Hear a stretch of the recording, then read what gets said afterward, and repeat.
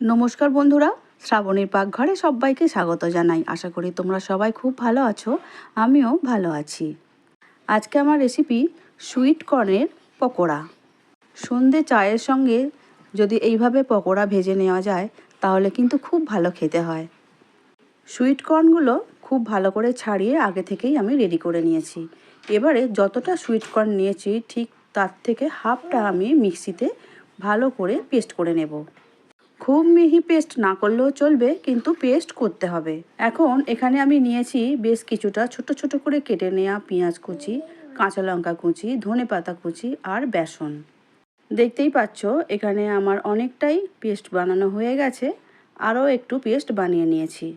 এই কর্নের পেস্টটা যে কর্নগুলো অলরেডি থালার মধ্যে আছে বা প্লেটের মধ্যে আছে তার মধ্যে আমি পেস্টটা দিয়ে দিচ্ছি। ভুট্টা বা কর্নের পেস্ট পুরো ভুট্টার প্লেটের মধ্যে দিয়ে দিলাম। এবারে এর মধ্যে যে পেঁয়াজ কুচিয়ে রেখেছিলাম, দুটো বড় সাইজের পেঁয়াজকে একদম ছোট্ট ছোট্ট করে চপ করে নিয়েছিলাম, সেই পেঁয়াজ কুচিগুলো এখন এই প্লেটের মধ্যে দিয়ে দিচ্ছি। পেঁয়াজগুলো দেওয়ার পরে এবারে দিয়ে দেব কেটে রাখা লঙ্কা কুচি। লঙ্কা কুচিটা অবশ্যই তোমাদের স্বাদ অনুসারেই দিতে হবে, কারণ বাড়ির বাচ্চারা যদি খায় আর খাওয়ার সময় যদি বারবারই কাঁচা লঙ্কার ঝাল পড়তে থাকে তাহলে তো ভালো লাগবে না। এবারে অল্প অল্প করে দিয়ে দিতে হবে জিরে গুঁড়ো, ধনে গুঁড়ো আর দেবো একটু চাট মশলা, কারণ যে কোনো ভাজির মধ্যে একটু মশলাটা চাট মশলা যদি থাকে দারুণ খেতে লাগে। আর সবথেকে বড় কথা কী বলতো, স্মেলটা কিন্তু খুব ভালো আসে। দিয়ে দিচ্ছি চা চামচের হাফ চামচ করে আদা বাটা আর রসুন বাটা। এটা কিন্তু সম্পূর্ণ তোমাদের নিজের মতামত যে আদা রসুন বাটাটা এর মধ্যে দেবে কি দেবে না, কারণ সবাই তো পছন্দ করে না, আর আমি দিয়েছি কারণ আমাদের খুব ভালো লাগে এইভাবে বানাতে, সেই জন্য দিয়েছি। আর বেশ অনেকটা ধনেপাতা কুচি দিয়ে দিলাম।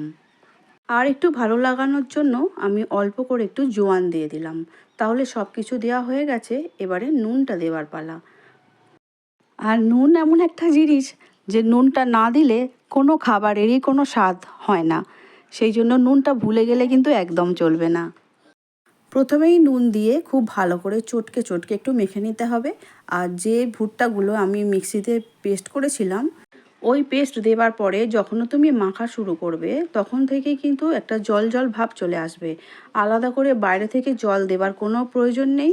আর অল্প অল্প করে বেসন গুঁড়ো দিতে থাকবে, কতটা প্রয়োজন হয় মাখতে মাখতেই নিশ্চয়ই বুঝতে পারবে। এখানে আমি 6 চামচের মতো দিয়েছিলাম বেসন। তোমরা তোমাদের ভুট্টার পরিমাপ অনুযায়ী বেসন দেবে, ঠিক আছে? বেসন দেওয়ার পরে আবারও খুব ভালো করে কিন্তু মেখে নিতে হবে চেপে চেপে। আর দেখতেই পাচ্ছ খুব ভালো করে মাখা হয়ে গেছে। এবারে তুমি ছোট ছোট করবে কি বড় বড় করবে সেই অনুযায়ী হাতের সাহায্যে একটু গোল পাকিয়ে একটু চেপে চেপে নিজের ইচ্ছা মতো একটু শেপ দিয়ে নেবে। কাছের বা দূরে যে বন্ধুরা এই মুহূর্তে আমার চ্যানেলটি থেকে ভিডিওটা দেখছো, প্লিজ যারা এখনও সাবস্ক্রাইব করা হয়ে ওঠেনি প্লিজ সাবস্ক্রাইব করে দিও। শ্রাবণীর পাকঘর চ্যানেলটির পাশে থেকে যাওয়ার অনুরোধ রইল। আর পাশে থাকা বেলটা অবশ্যই প্রেস করে দিও, তাতে যখনই কোনো নতুন রান্না ছাড়বো সবার আগে তোমাদের কাছেই পৌঁছে যাবে। আর হ্যাঁ, ফেসবুক পেজ থেকে যে দেখছো বন্ধুরা আমার ভিডিও, প্লিজ ফলো করে দিও আর পাশে থেকো। আমি তো এইভাবে চ্যাপ্টা চ্যাপ্টা করে বানিয়ে নিচ্ছি, আমি হয়তো ভালো বানাতে পারছি না। তোমরা কিন্তু যদি তোমাদের ইচ্ছা মতো শেপ দেওয়ার থাকে দিতে পারো। সব ভুট্টা তো পেস্ট করা হয়নি, বাকি ভুট্টাগুলো কিন্তু এর মধ্যে আছে, যার জন্য কিন্তু খুব ভালো করে শেপ দেওয়া যাবে না, বা দিলেও দেখতে ভালো হবে না। ভুট্টাগুলো বেশ ভাজার পরে দেখতে ভালো লাগবে। বিকালবেলা চা কিংবা কফির সঙ্গে কিন্তু দারুণ লাগে। আর বাড়িতে হঠাৎ কোনো বন্ধুরা আসলে এইভাবে বানিয়ে দেবে, মন্দ হবে না। আর এই সুইট কর্ন অনেক রকমভাবেই খাওয়া যায়, যেমন ইচ্ছা তোমরা খেতে পারো। ভেজেও খেয়ে নিতে পারো পেঁয়াজ কুচি দিয়ে, সেটাও ভালো লাগে। আজকে আমি তোমাদের সঙ্গে পকোড়া করে বানাচ্ছি, পরে কোনো দিন অন্য রেসিপি নিয়ে আসবো। এবারে এদিকে কড়া বসিয়ে দিয়েছি, বেশ খানিকটা সর্ষের তেল দিয়ে দিয়েছি।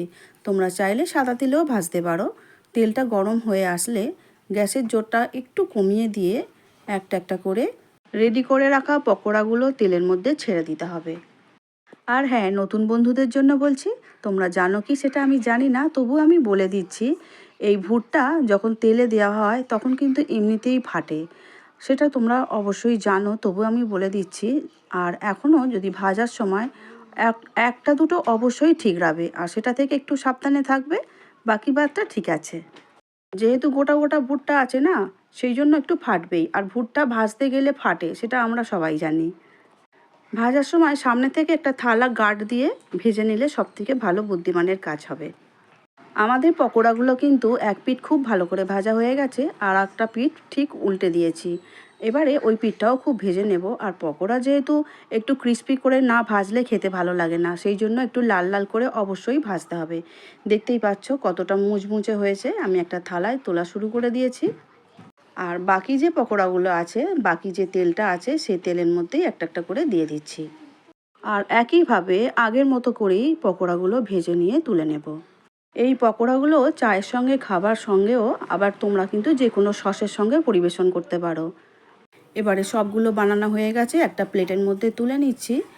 আমি এখানে দু রকমই সস নিয়েছি, টমেটো সস আর চিলি সস।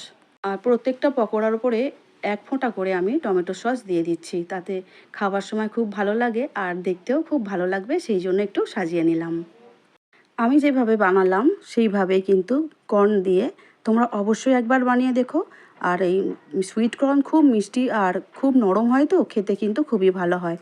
একবার অন্তত তোমরা বানিয়ে দেখো আমার মতো করে। আজ তাহলে আসছি বন্ধুরা, দেখা হবে অন্য দিন অন্য ভিডিও নিয়ে। সবাই খুব ভালো থাকবে, সুস্থ থাকবে। সব বন্ধুরা যেভাবে আমার পাশে আছো, সাপোর্ট করছো, সেইভাবেই আমার পাশে থেকো, ভালোবাসা দিও। আমিও তোমাদের খুব ভালোবাসা দেবো। টাটা।